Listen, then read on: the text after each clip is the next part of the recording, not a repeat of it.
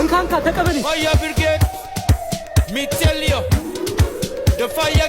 ስልኬን ትሰጠኛለህ ወይስ ከእድሜ ላይ 5 ዓመት ይቀነስ? ይኸውልሽ የእኔ ቆንጆ አሁን ትንፋሽ የማይሰጥ የስራ ስብሰባ ላይ ነው።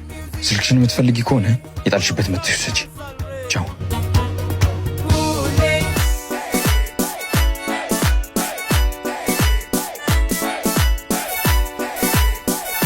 ያው ሳቅ ጎርሳ መጣችልህ። ነግሬ ነበር እኮ እንደምትመጣ። ትሰማኛለህ? ዛሬ ጫፌን ብነካኝ ሴት ናት ብዬ ዝም አልላትምሽ። ትሰማኛለህ? ማን እንደሆንኩኝ ያወቅኝ አልመሰለኝም። መዳፈር ከሌለበት ሰው ጋር ባትዳፈር ላንተም ጥሩ ነው። ሲጀመር እንዴት ብትንቀኝ ነው ኪሴ ውስጥ ገብተህ ስልኬን የሰራከኝ? ሌባ! ገና ሳይታውቀኝ ነበር። ደሞ እኮ ለማፈር ስላለኝ ነበርኩ ስትል። አሁን ስልኬን ስጠኝና ልሂድ።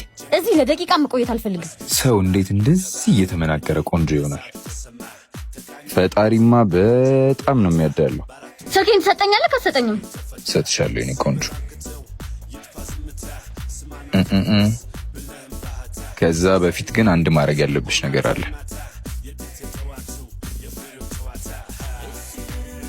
ጨዋታ ብለሽ መውሰድ ትችያለሽ። እንደ ህፃን ጨዋታ ትወዳለህ መሰለኝ። እኔ ስሜን ነግሬሻለሁ። አንቺ ስምሽን አትነግሪኝ? ነተው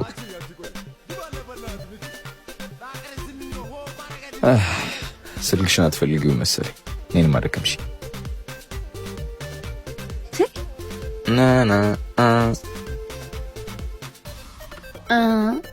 ስሜን ነው ማወቅ የፈለከው? ስሜ ማን ይባላል መሰለ? ቢንጎ። ለወደፊት የምትጫወተውን ሰው ምረጥ እሺ? ካላቅም አትንጠራራ ሌባ።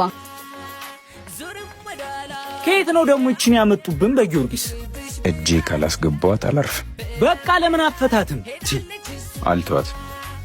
ትንሽ ብታለፋኝ እንደምታያት አይደለችም። በጣም ትንሽዬ ቡችላ ናት። ቡችላ ደግሞ ትጫዋለች እንጂ በጭራሽ አትነክስም። ይልቅ እንዳሰባለን።